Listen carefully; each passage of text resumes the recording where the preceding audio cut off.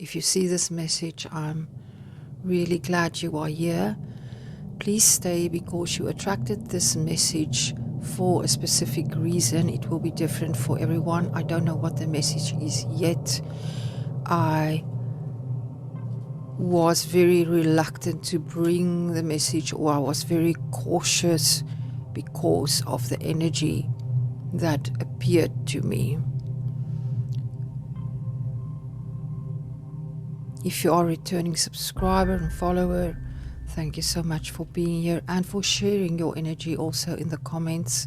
It is so valuable as we journey together on our unique paths. I was shown Kali. Kali is life force itself. She is creation. She is nature, time, death. She has many names and many depictions, but she is one that cannot be figured out. She cannot be fully described. She cannot be contained in our thoughts, and in meditation you won't find her.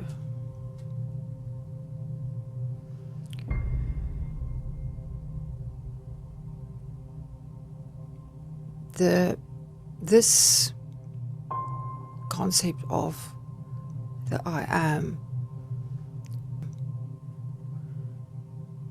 must be invited in or called upon with great caution and awareness.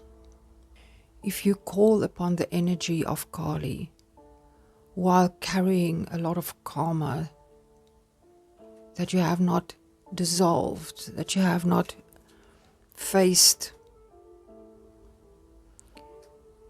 it might be very difficult for you to bear. There are some foolish ones that has approached her or tried to interact with her because of her wild nature and her seemingly a very sexual nature, thinking she is this wild goddess that will bring their wild dreams to fruition. But she is the one that will slay, that will sever the head of the ego, like in the depictions of her where she holds the head and in her other hand she holds the sword in the form of the crescent moon. She is not to be played with. She is always fierce. There are traditions which call on her as the mother, because there is the mother aspect. It's Shakti. It is the life force. It is the mother who brings forth life. So she is also a protector. But have you seen a mother protecting her children? Have you seen true feminine rage? She is not one to play with. Kali is the dark-skinned one. The darkness, the blackness, the void from which everything emerged, from which life sprung. It is the infinite potential, the void, the before time, space, sound, before everything. That was the presence. Now Kali is depicted as standing with her feet on Shiva, which is consciousness, can be seen as the stillness of consciousness. And she awakens him. She awakens the consciousness in everything as it materializes, as it is birthed. They are not separate, they are one.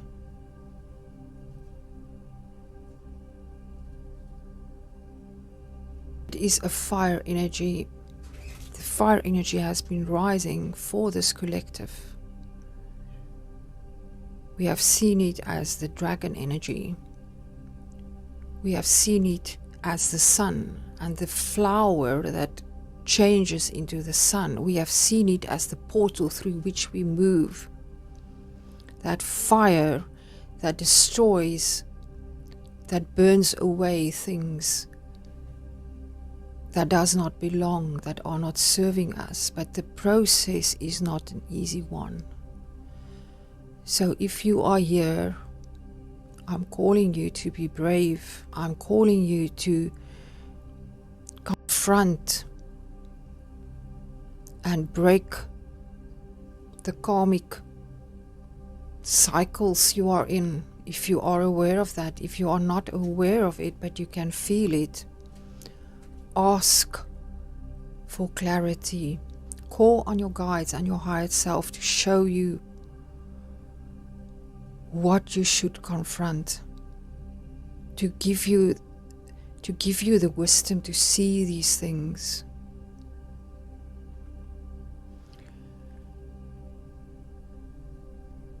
And then you can find Kali in nature.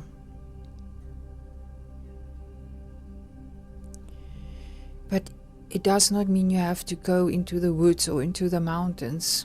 That would be great. But when you go to bed, before you fall asleep, you can ask to meet her when you're ready in the dream dimension. Or when you travel, you can ask to meet her when you are ready. How do we know we are ready?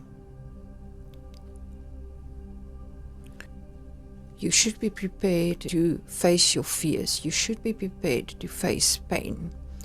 You should be prepared to lay down the things that you thought you needed to be who you are. Kali is dancing naked. She is authentic. She is I get chills, full body chills, really. She is the depiction of authenticity. She wears 51 skulls around her neck. Those skulls are each is one of the letters of the Sanskrit alphabet. She is seen as the source of all spoken word. And the word, we know, is source itself. And we know the word is the energy that creates, that brings into creation. So if you want to create that which is truly authentic, completely separated, devoid of ego, then call on Kali. Call on that concept of the divine. Call on that energy. Let it become part of you fully. We should not live being afraid of life. Kali is also depicted as drinking the blood of her enemies, very bloodthirsty. But blood is also passion. Blood is also carrying life. And there is the story of her slaying the demon that every time spawned anew from every drop of blood that fell on the earth. So that was why Kali was called in the very famous battle to destroy this demon who was continuing being regenerated when the blood fell on the ground. So she was catching all the blood in the bowl that you can see in her hand that she held. But it's also symbolizing a life that she is holding. She is the one outside of the cycle of life and death. That is why it is said that she is time. So for this collective, you are on a path where you are learning to completely detach, because it is something you can learn, but it becomes a state of being that you are detached. Think of the image of Kali having the severed head in her hand. It is the ego. You are separated from your ego when you want to move with this creative force. You have to get rid of your attachment to your personality, the roles you play, the idea you have of yourself. All the things that you thought was true because they were told to you while growing up. All the ideas that were imposed on you and that you acquired because that was the way that was acceptable, that made you acceptable. The personas that you started to attach to yourself because that made you popular, or that covered things you were ashamed of. I'm speaking now on behalf of Kali. Those things are not serving you. Those things are keeping you weak. They are keeping you in the illusion. Kali is here to take away that illusion, to wake you up from the illusion that you are living in. Nature is brutal sometimes.